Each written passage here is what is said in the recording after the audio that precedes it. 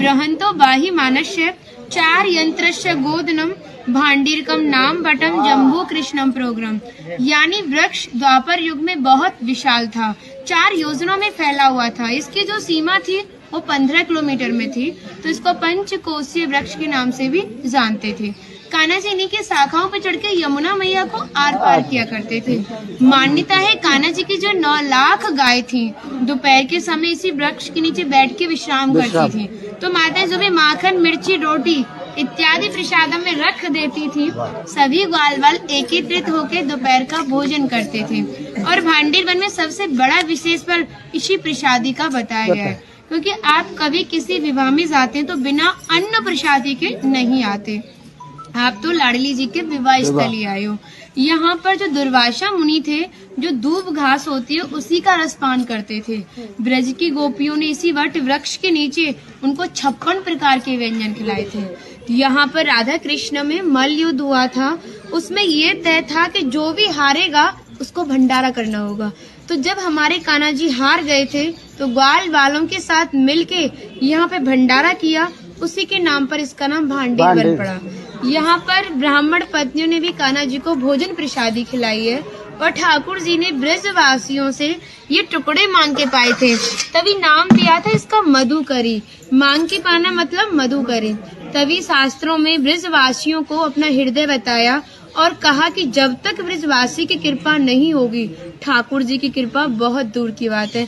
यानी सर्वप्रथम ब्रजवासी की कृपा होना बहुत जरूरी है, जब ही हमारे ठाकुर जी हमारे ऊपर कृपा करते हैं। हमारी राधा रानी ने स्कंद पुराण में इस स्थान के बारे में ये कहा था कि जो भी गुप्त वृंदावन आएगा वो मोक्ष को प्राप्त होगा। यानी भांडीर वन को ही उन्होंने गुप्त वृंदावन कह के संबोधित किया। तो कान्हा बोले तुम इतनी बड़ी बात को कह रही हो, लोग पाप करेंगे और सीधे दौड़े भांडीर वन चले जाएंगे, क्योंकि आपने तो मोक्ष धाम ही भांडीर वन को कह दिया। तब हमारी लाडली जी ने कहा नहीं कान्हा, मैं जिस पर विशेष कृपा करूंगी, जिसके प्रति मेरी भक्ति भाव दोनों सच्चे हैं और भक्त मेरी शादी में उपस्थित है। यानी आज से 5,500 वर्ष पूर्व आप इस स्थान पर थे।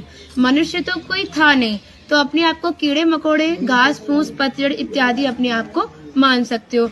जो भक्त उनकी शादी में उपस्थित था, वो भक्त कई बार वृंदावन आएगा, जब जाके गुप्त वृंदावन आएगा, और डायरेक्टली नहीं, किसी न किसी के माध्यम से। इस स्थान तक पहुंचने के लिए माध्यम का होना बहुत जरूरी है, और सारा श्रेय भी माध्यम को जाता है, क्योंकि माध्यम ही हमें ऐसे दिव्य स्थान पर पहुंचाता है। और जो भी भक्त भांडीर वन में प्रवेश करेगा, प्रवेश करने से जो कान्हा ने 14 लीला भांडीर वन के अंदर की हैं, उनके दर्शन मात्र का फल प्राप्त होगा।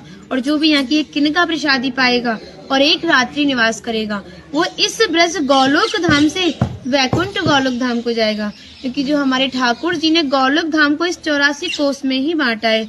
आप यहाँ पे जो भी दर्शन करोगे वो प्रकृति की देन के हिसाब से और मानव निर्मित दर्शन है, लेकिन आप गौलोक धाम में जो भी दर्शन करोगे वो ठाकुर जी के हिसाब से है। जैसे गर्ग संहिता के 6वें अध्याय का नाम है गौलोक खंड, आप उसका अध्ययन करोगे तो भांडीर वट का एक दिव्य वर्णन का अध्ययन करोगे। कहते हैं गौलोक धाम में ब्रजा नदी के किनारे भांडीर वट है, यानी यमुना मैया का नाम ही गौलोक धाम में ब्रजा है। तो यहाँ पर भी आप एक भांडीर वट के दर्शन कर रहे हो। कहते हैं लोकनाथ प्रभु जी ने कहा है कि अगर भक्त इस भांडीर वट का दर्शन कर ले, दर्शन मात्र से, स्पर्श की तो बात बहुत दूर की बात है, दर्शन मात्र से ही उसे दोबारा गर्भ में जाना नहीं पड़ता। यानी भक्त 84 लाख योनियों से मुक्त होके मोक्ष को प्राप्त करता है। बोलो राधे राधे राधे राधे राधे। माता का नाम इंदुलेखा, जो भगवान की राधा रानी की 8 सखियां थी उनमें से